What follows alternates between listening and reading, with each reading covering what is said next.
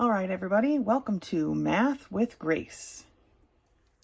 Today we're going to be working through Algebra 2, Book 6, Lessons 1 through 5. Lesson 1 begins on page 2, and it's titled Simplifying Complex Radical Expressions. Now, radicals, right? They got a reminder over here. I checked this one, and it's actually correct. So if you need a little reminder of how to work with exponents, here they are over here. Expressions containing radicals within radicals can be simplified by converting the radicals to fractional notation, okay, and applying the rules for exponents. So we know that we have the square root of 3, the square root of the quantity 3 times the square root of 3, okay? That's, I guess, how you would say that. So they've changed the inside, right? This one is 3 to the 1 power. This is 3 to the 1/2 power. And the whole quantity is to the 1/2 power. Then we can distribute that 1/2 by, when we have a power to the power, we multiply. So 3 times 3 to the 1 times 1/2 is 3 to the 1/2. And 3 to the 1/2 times 1/2 is 3 to the 1/4. Then, because they have a like base, we can combine them, okay? So we get 3 to the 3/4. They could turn that back into radical form. I'm not sure why they didn't, but it would have been the 4th root of 3 to the 3rd power, right? Okay, let's look at the next example. Example 2 here is the square root of the quantity 5 times the cubed root of 2. So they've changed the inside under the main radical, right? They've changed both of those to fractional notation. And then here's our fraction for the 1/2, which is the main radical. And then they want to multiply. But because the bases are not the same, we can't actually combine these, but we can rewrite both of them. So it would be the square root of 5 times the 6th root of 2, right? That's what that would end up looking like, okay? Now it says that bases are not the same. One or both of the factors can sometimes be rewritten so the bases will be the same. In this case, that's not ever going to happen, but let's take a look at example 3.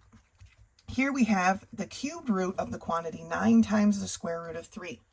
Now, rewriting it like we have been, we have the quantity 9 to the 1 power times 3 to the 1/2 power to the 1/3. All of that to the 1/3 power, right? But this 9 is actually 3 squared, right? 3 squared is 9. And so now we can just rewrite that as 3 squared. Now, if this was 9 to the 2nd power, it would be 3 squared to the 2nd power, or 3 to the 2 times 2, right? 3 squared to the 2nd power, okay? Or 3 to the 2 times 2, which would be 3 to the 4th power, right? But that's if this was not a 1. In this case, they just made it a 1, so it was pretty simple. So 9 to the 1 power, or 9, is 3 squared. Now they have the same base. We're going to distribute our 1/3, right? This exponent, power to the power, so we multiply. And then we're able to combine their exponents, okay? So let's take a look at these problems together. So we are in Algebra 2, Book 6, Lesson 1, page 3. Problem number 1 is the square root of the quantity 2 times the square root of 2. So rewriting it like we were before, we have a 2 to the 1 power times a 2 to the 1/2 power, right? That's what square root means. That whole quantity then is to the 1/2 power. So now we multiply. 2 to the 1 to the power of 1/2, right? We've got a power to the power is 2 to the 1 times 1/2, or 2 to the 1/2. This one is 2 to the 1/2 to the 1/2. So power to the power, we multiply, and we get 2 to the 1/4 power. Okay, now when we add our exponents, when we multiply like bases, right, we add our exponents. So we have 2 to the 1/2 plus 1/4. Now, they don't have a like denominator, so this is going to become 2/4. So we end up with 2 to the 3/4 power. I would like it rewritten. It started in radical form. I would like it to be finished in radical form. So it's going to be the 4th root of 2 to the 3rd power. Okay? If it starts like this, it needs to end like that, in my opinion, unless the instructions say otherwise, and they don't. So that's how this is going to look at the end, okay? So problem number 2, we have the cubed root of the quantity 2 times the square root of 2. All right, so we're going to rewrite all this with fractional exponents. So we have 2 to the 1 power times 2 to the 1/2 power, that whole thing raised to the 1/3 power, okay? Now we can take our power to the power, and we end up with 2 to the 1/3 power times 2 to the 1/6 power, right? Now again, we have to add these exponents, but they have to have a common denominator. 6 is going to be the common denominator, so this has to become 2/6, right? To keep its 1/3 value. So we end up with 2 to the 3/6 power, which can be reduced to the 1/2 power. So our final answer is just the square root of 2, right? 2 to the 1/2 power is just the square root of 2. Okay? Take a look at number 3. We have the square root of the quantity 3 times the cubed root of 2. Now, instantly I know that we do not have like bases and they're not actually going to combine, but let's simplify this as best we can, right? So rewriting it with our fractional exponents, we have 3 to the 1 power times 2 to the 1/3 power, and that whole thing raised to the 1/2 power. That's what's happening here, okay? Power to the power, so we're going to multiply. 1 times 1/2 gives me 3 to the 1/2 power, times 1/3 times 1/2 gives me a 2 to the 1/6 power. Now, we can't combine these, they aren't like bases, but we can rewrite them in back to radical form. So this is going to be the square root of 3 times the 6th root of 2. And there we go. All right. Let's take a look at the next 3. So for problem number 4, we have the square root of the quantity x times the square root of y. So let's rewrite these in fractional form. We have x to the 1 power times y to the 1/2 power, the entire thing raised to the 1/2 power, okay? So now 1 times 1/2 gives me x to the 1/2. 1/2 times 1/2 gives me a y to the 1/4 power, okay? They aren't like bases, so we can't combine them. So it's going to be the square root of x times the 4th root of y, okay? Number 5, we have the square root of the quantity 32 times the cubed root of 2. So, like we've always been doing, we're going to start by rewriting it with fractional exponents.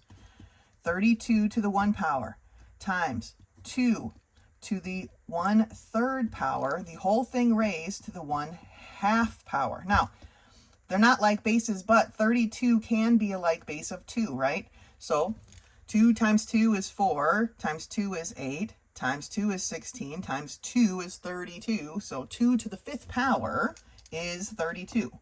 So this is 2 to the 5th power times 2 to the 1/3 power times 1. All of that raised to the 1/2. Now we can distribute or power to the power with our exponent, right? So 5 times 1/2 is 2 to the 5/2 times 1/3 times 1/2 is 1/6.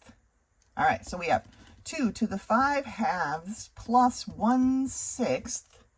Obviously, they don't have common denominator, but we need to. That 6 is my common denominator. This needs to be multiplied by 3, so I end up with 15/6, right? So I have 2 to the 16/6, which we can reduce because they have a common factor, right? So it becomes 8/3. 2 to the 8/3. I'll write it right here. 2 to the 8/3 power, okay? So we know already that 3 goes into 8, right? 8 is larger than 3, so I'm going to be able to pull some of these 2's out. Okay, how many? Well, it goes in 2 times, right? 3 goes evenly into 8 twice. So I'm going to have 2 2's be able to pop out. And so I'm going to have a 2 and a 2 pop out, right? And then what's going to be left? Well, this is all to the 3rd root, right? And there will be 2 2's left. Okay, so I have 4 times the cubed root of 4 is my final answer. I haven't boxed the whole answer this whole time. Shame on me. Okay, there's my final answer, right? 4 times the cubed root of 4. 2 of the 2's came out. There were still 2 2's left behind. That's what it rounds down to, or simplifies to, all right? So number 6 is similar. Let's take a look at that. We have the square root of the quantity 27 times the cubed root of 3. Rewriting it, we get 27 to the 1 power times 3 to the 1/3 power, the whole thing to the 1/2 power, right? Now, 27, 3 times 3 is 9 times 3 is 27, right? So 27 is 3 to the 3rd power times 3 to the 1/2 power, or sorry, to the 1/3 power, to the 1/2 power to the power. 3 times 1/2 is 3 to the 3/2 times 3, and then we have 1/3 times 1/2 to the 1/6. Okay, again, we've got to combine these exponents, or we've got to, yes, combine the exponents by adding, so they have to have a common denominator. We have 3 to the 3/2 plus 1/6. 6 is my common denominator. I've got to multiply this by 3, so I end up with 9/6. So I have 3 to the 10/6. They have a 2 in common, so it's 5/3. 3 to the 5/3. Again, 5 is larger than 3. So we have 3 to the 5/3. There's definitely 1 3 coming outside, right, of my radical. 1 3 is coming out. It's to the cubed root. I'm going to have a 3 squared left, right? There's going to be 2 3's left. So 3 to the cubed root of 9 is my final answer. Okay? So, basic step, rewrite these with fractional exponents, and then see that you have a power to the power. And when we have a power to the power, we multiply our exponents. Then if we have like bases, in this case we didn't, but if we have like bases, we can combine our exponents. Like bases multiplied by each other, we add the exponents, okay? So we need to make sure we remember how to add fractions. And then we need to convert this back to radical form, even when they don't combine, okay? That's lesson 1. Welcome back. Lesson 2 begins on page 5. It is entitled Composite Functions. Now, I kind of made mention of this back when we started adding and subtracting functions from each other. So let's take a look here at what we're doing. It says 2 functions are sometimes linked together such that the output of one is the input for the other. These are called composite functions. So they're noted as, I don't like that little circle. So it's f of g of x is how it's pronounced. This is how I will end up writing it. This fog looks weird. Okay. What this means is the output for the g function, whatever this equals, is the input for the f function. Okay. That's simply what it means. Now, the book does this in kind of what I would consider like the long way. But then they do it kind of twice. Like, all right, so we're going to look at example 2 first, and then we're going to look at example 1.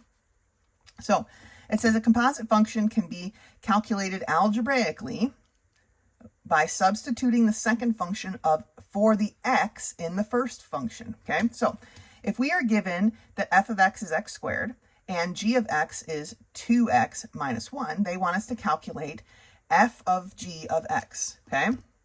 So f of g of x, that's what we're figuring out right here. So f of x, which is the biggest one on the outside, is x squared. So to solve this algebraically, we are going to substitute where the x is, the g of x. And the g of x is 2x minus 1. So if f of x is x squared, then f of g of x is the quantity 2x minus 1 squared. Okay? So when we take 2x minus 1 squared, right, we square double square. So we square this, 2x gives us 4x squared.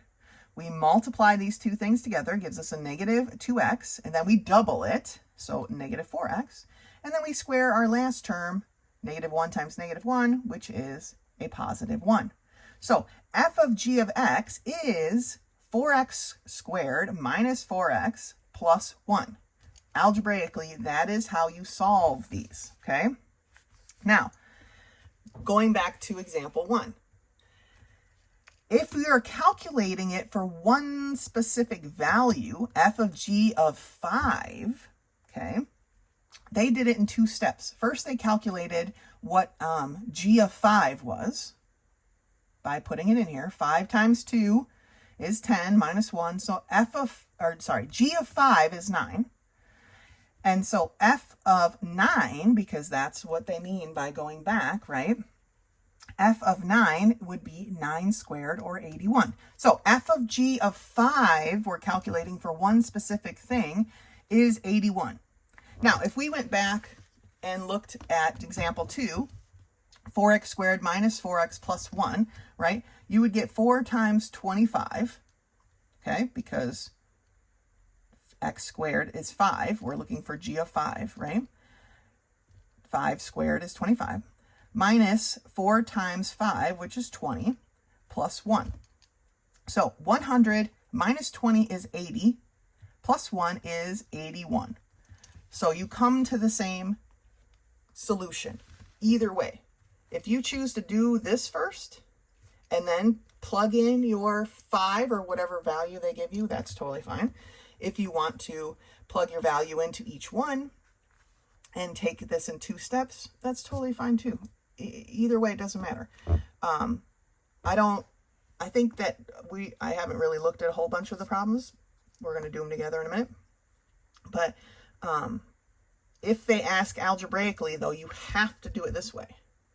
You have to do it example 2 way. If they're asking just for the algebraic solution, right? They're not actually giving you a number. They just want you to solve. And the solve is this, 4x squared minus 4x plus 1. Okay?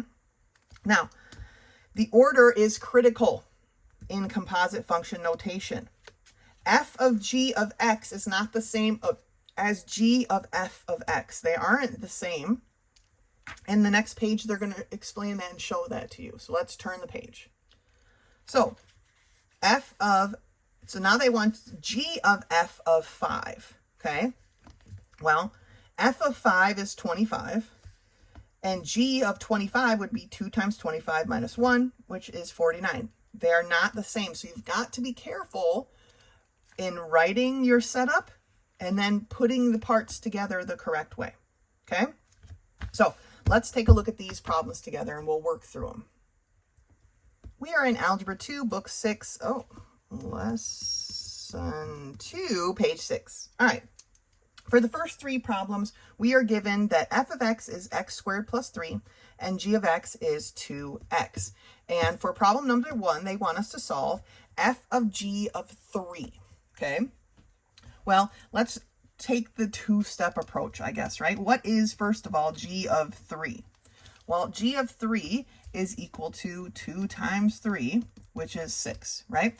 So then f of 6 is what our final solution is going to be 6 squared plus 3, okay? Or 36 plus 3. So f of g of 3 is going to be equal to 39, okay? Now for 2 and 3, they want us just to solve algebraically. So first we're going to solve for f of g of x, which I wish we would have done for number 1 instead of number 2, but Again, whatever. And 3 is g of f of x. So f of g of x. So now we're starting with, I'm going to start on the outside. And f of x is x squared, or right, whatever this quantity is, plus 3. Instead of the x, I'm going to stick the g of x. And g of x is 2x. See, that's how these are set up. Plug it in. Wherever the x is here, you plug in our g. Okay, so we end up with the quantity 2x squared plus 3. So f of g of, for heaven's sakes, g of x is equal to 2x squared is 4x squared plus 3. Okay, remember when we are taking a power to the power, we need to multiply each one. We got to like distribute that exponent in. 2 squared is 4. X squared is x squared. Okay?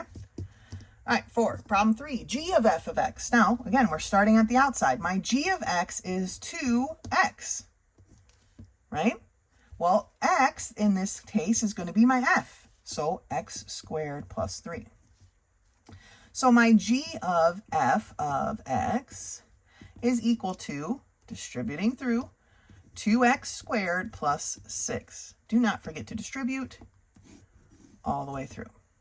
All right, let's take a look at the next set. So for problem number 4 through 6, we have f of x is equal to 4x minus 3, and g of x is equal to 2x. So for number 4, we have f of g of negative 2. So when we're finding just a number, we're going to start on the inside. So g of negative 2 is going to be 2 times negative 2, or 4, negative 4, okay? So f of negative 4 is equal to 4 times negative 4 minus 3, or negative 16 minus 3. So f of g of negative 2 is going to be equal to negative 19. All right? We just took input into our g, the output became the input for our f, and we solved. Now, algebraically, 5 and 6, let's take a look at f of g of x. This time, we're going to start on the outside. And I'm going to have 4 times something minus 3, right? Here's my variable. Well, my variable is my g this time, so 2x. So f of g of x is equal to 8x minus 3. 6 is the reverse. We want g of f of x. So we're starting with our g this time, which is 2 times x. My x is my f, so 4x minus 3. That was a little sloppy, sorry. Make sure we distribute to find our g of f of x equal to 8x minus 6. All right? So, one input, the output of one becomes the input of the next. This is basically the setup, right? The solution for my g of x becomes the input to my f of x. All right? Good job. Finish lesson 2 off. Meet me back here for lesson 3. Lesson 3 begins on page 8, and it's conic sections and analytic geometry. Circles, okay? So, conic sections are geometric figures created by intersecting a plane, this gray box basically, with a double-naped cone. All right, this is a double-naped cone, kind of like an hourglass, right? When the intersecting plane is at a right angle to the cone's vertical axis, this is the vertical axis, the plane is at a right angle to that, perpendicular basically, okay? The intersection, no matter where this is, no matter where you cut the cone, except of course this point right here, right?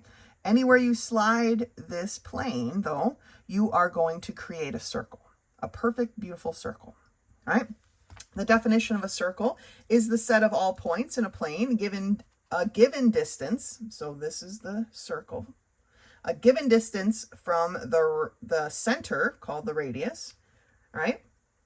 That is the definition of a circle. So the algebraic equation for a circle comes from applying the distance formula and doing all sorts of work using our center as HK, like we have been with other shapes, right? Our center is at H comma K, H being my X term, K being my Y value, right, in our coordinate plane. And it says, note that a circle does not pass the vertical line test, and thus the equation is a relation, but not a function, right? And we work it down to this, basically, is our circle formula, and it's right here, the algebraic equation for a circle. Here is a circle that is not at the origin point, okay? It is at H comma K. Now, look here, it is X minus H, the quantity squared. This minus and this minus are part of the equation, all right? My HK, this doesn't say minus H or minus K, so whatever this number is for H, if it says minus, our center is actually at the positive. We've been doing that before, right? What makes this 0? Well, if it says X minus H, then this would have to be a positive H to make this 0. This would have to be a positive K to make this 0, okay? Now, when it's at the origin point, my favorite point ever, it looks like this. Very, very simple, right? R squared being the radius squared. So let's take a look at some of these examples here at the top of page 9. Write an equation for a circle with its center at -3, 1 and a radius of 5. So we're just plugging in our HK values and our radius into the original equation, which is right here. So we have X minus -3, the quantity squared, plus Y minus 1, the quantity squared, equals 5 squared, okay? No, we are not multiplying this out. I don't want to see a whole big jumble of terms here, right? This is the form it needs to be in. We just need to simplify that form. So we can't have a minus minus. It becomes a plus.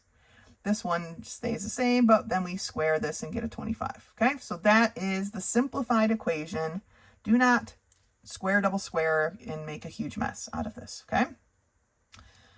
Write an equation for a circle with its center at the origin and a radius of 7. Well, that one's super easy, right? Our radius squared is 49. Boom, done.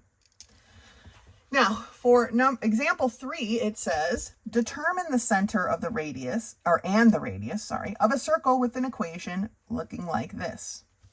Well, for my H value, what is going to make this 0? Well, it's going to be a -4. What is going to make this 0? A +2. That is my center, -4, 2. This number is already squared. So how do we undo a square? We take the square root.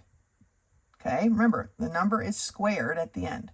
This is our radius squared. So to find out what our radius is, right, our radius squared equals 3. So we would take the square root of both sides to find our radius is equal to the square root of 3. Okay? Very simple stuff. Circles are fantastic. Let's take a look at these problems together. All right, we are in Algebra 2, Book 6, Lesson 3, page 9. And problems 1 through 3, the instructions read, write an equation for the circle that has each center, point, and radius pair, okay? So with the data given, write the equation for a circle. I've written the generic circle equation right up here. So we're basically substituting into this, right? So we have X minus our H, which is 4, the quantity squared, plus Y, the quantity Y, minus K, so 6, the quantity squared, is equal to radius squared, so 5 squared. So X minus 4, the quantity squared, plus Y minus 6, the quantity squared, equals 25. That is the equation for the circle with the data that we were given, okay? For number 2, we have X minus H, or minus 3, the quantity squared, plus Y minus K, which is a -1, the quantity squared, equals our radius squared. So writing this, simplifying, we have X minus 3 squared plus y minus minus 1. We can't have a minus minus, so it becomes y plus 1, the quantity squared, equals 4. There's the equation for our circle. Okay. Number 3, we have x minus h, or minus 0, right? Plus y minus k, or minus 0, squares here, equals our radius squared. Okay. Well, x minus 0 is just x squared. Y minus 0 is just y, quantity squared. And 7 squared is 49. Okay, now, we knew this was the origin point. We probably didn't need to go through this step here, but I wanted to show you, because some of you have a tendency to write things like this and then leave them that way. But I don't ever really want to see a minus 0 or a plus 0 for that matter. Simplify it all the way down, okay? So x squared plus y squared equals 49. Let's take a look at the next 3. All right, I guess there isn't 3, there's only 2, but for problem 4 and 5, it says, given the equation for a circle, find the center and the radius, okay? So my h comma k, all right, what is going to make this x minus 3 0? Well, it's going to be a positive 3, right? And what is going to make this y minus 7 a 0? It's going to be a positive 7. So my center is at 3 comma 7. My radius squared in this case is equal to 25. Taking the square root of both sides, I get that my radius is equal to 5. Okay, so there is my center and my radius. All right, number 5. My h comma k, my center. What is going to make this x plus 2 equal 0? Well, my x is going to have to be a negative 2, right? How am I going to make a y minus 1 equal 0? My y is going to have to be a positive 1. So there is my center. My radius squared, because that's the formula, is equal to 49. Taking the square root, I find that my radius is equal to 7. All right? Circles are great. They're a good kickoff to conic sections.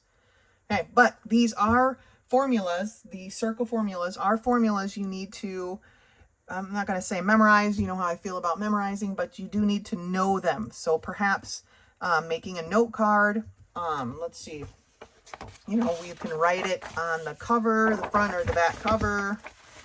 These books used to have a nice, the pre-algebra books have like a page 0 that keeps all the formulas for you, but you could write your formulas here, whatever makes it easier for you to find the information, okay? That's lesson 3. Go ahead and finish the rest and meet me back here for lesson 4. Lesson 4 begins on page 11, and it is titled Arithmetic Sequences. It says a list of numbers in a specific order is called a sequence, okay? It says the 2 lists below are sequences. The first is a finite sequence because it ends. It's finite. It finishes, right? The second is infinite, right? Infinite sequence, and we know that because of the ... the ellipsis, right? Goes on and on forever, amen. Infinitely, okay? Now, each of these points, each of these data points in the sequence has a place, has a position, and the positions are always the same. The 2 and the 5 are both in position 1, and they're calling it A1, right? Then the next points, 4 and 10, are both in position 2, so on and so forth, okay? Now, an arithmetic sequence has a common difference between every 2 adjacent terms. A difference meaning if we subtract terms in a specific way, it would always be the same, okay? And so what we would do is you would take this position 2 minus position 1. 2 minus 1, position 2 minus position 1 is 4 minus 2. 4 minus 2 is 2. Position 3 minus position 2 is 2. Okay? You take the larger position and subtract the one right before it. And if they're always the same, then you have a sequence. Sometimes they're not the same, and then it's not a sequence, okay? Let's look at example 1. Give the first 5 terms of the arithmetic sequence with the following term of A1 and the common difference. So position 1 in this case is a -5, and the common difference is 7. So because a difference we would normally find by subtracting, but they've given us the difference, so to find the next term, we actually need to add it on, right? So the second term is going to be -5 plus 7, which is 2, because if you took 2 minus -5, you would get 7, right? 9 minus 2 is 7. 16 minus 9 is 7. 23 minus 16 is 7. So when we're writing a sequence with this given data, we have to add it. So our third term is the second term plus 7. Fourth term is the third term plus 7. You know, you see the pattern? That's what a sequence is. It's a pattern, okay? So to determine the common difference of a given arithmetic sequence, select a pair of adjacent terms right next to each other, and subtract the first term from the second. So you're subtracting the A3 term from the A4, or A4 minus A3, okay? This step should be completed a minimum of 2 times to make sure you actually have a sequence. I like to check, unless they give you a huge one, I just like to check every one just to be safe. You never know if they'll squeak in a trickster there. Okay, let's turn the page. So we're at the top of page 12 now, and it says determine the common difference, if any, of the following sequence. So to start, you're going to take 2 minus 7. Well, 2 minus 7 is -5, right? -3 minus 2 is -5. Now, like they'd said, they're done. 2 is enough, but I like to keep going. It's not that hard to add and subtract, right? -8 minus 3 gives me a -5.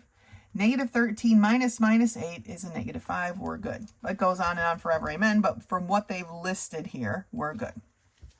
So for part B, determine the common difference. Well, 3 minus 4 is 7. 10 minus 3 is 7. 17 minus 10 is 7. 24 minus 17 is 7. My common difference is 7. Okay. For part C, I have 5 minus 1 is 4. 11 minus 5 is 6. 16 minus 11 is 5. 22 minus 16 is 6. So we do not have, there is no common difference, right? They don't share a difference, so we don't have an arithmetic sequence. Okay? So let's take a look at these problems together. So we are in Algebra 2, Book 6, Lesson 4, page 12, problems 1 through 4. The instructions read, write the first 5 terms of a sequence given the first term and the common difference. So I want A sub 1, A sub 2, A3, A4, A5. Okay. We are given A1 is 5. We are given that the difference is 3. So to find A2, we take 5 plus 3. And so A2 is 8. To find A3, we take 8 plus 3, 11. A4, we take 11 plus 3, 14. A5 is 14 plus 3, or 17. That is our sequence, probably more properly written as 5, 8, 11, 14, 17. Okay. For number 2, A1, A2, A3, goodness gracious, A4, A5, sort of. Okay. A1 is 12. That's given to us. Our difference is 5. Okay. Now, it's a -5, so we are going to be subtracting a -5. Sorry, not subtracting a -5. We're just going to be subtracting 5.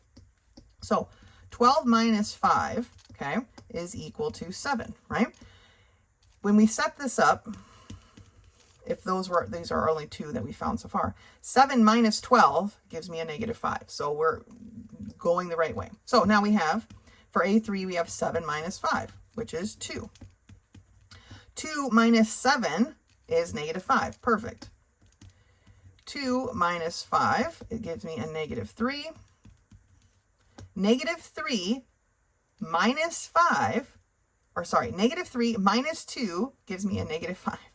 All right, so the last one is negative 3 minus 5, or a negative 8, okay? We know that we've gone the right way because our difference is negative and our numbers are constantly getting smaller, right? Here our difference was positive, our numbers were going up, getting larger, right? Okay. Number 3, our a sub 1 is given to us as 17, and our difference this time is, I'm not the best at speaking and writing at the same time. Okay.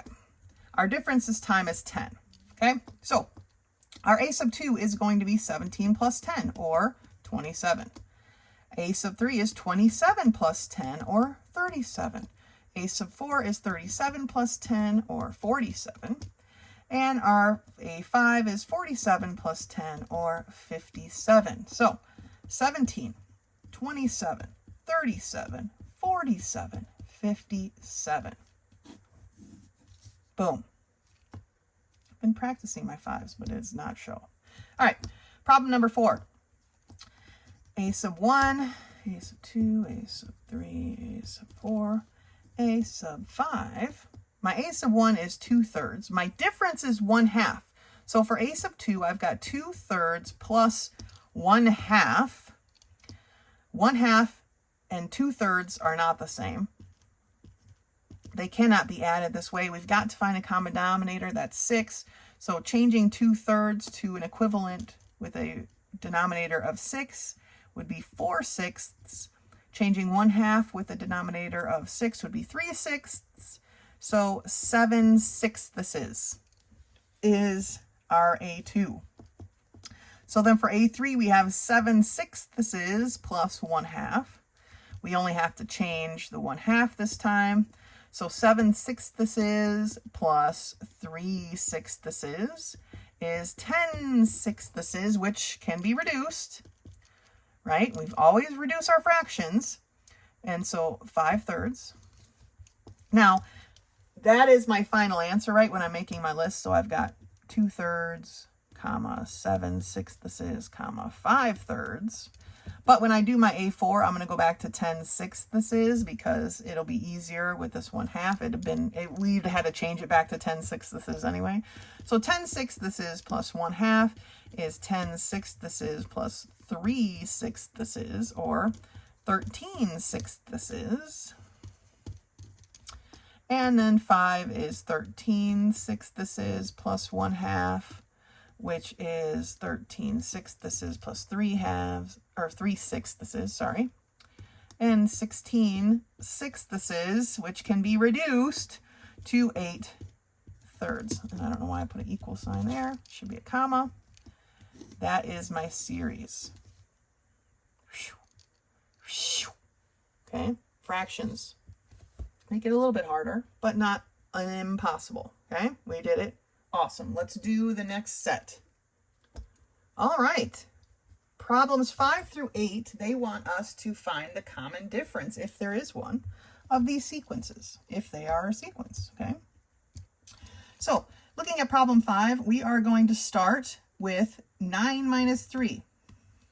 9 minus 3 is 6. 12 minus 9 is 3.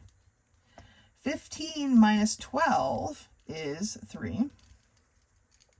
And 18 minus 15 is 3. But 9 minus 3 is not 3. So there is no common difference for this one, okay? It doesn't exist, but that's why they say check 2. I like to check, what if the difference was here and you only check these, right? I like to check them all because, you know, sometimes people like to squeak things in at the last second. Make sure you're paying attention. You know, I'm not foreshadowing or anything. All right, number 6.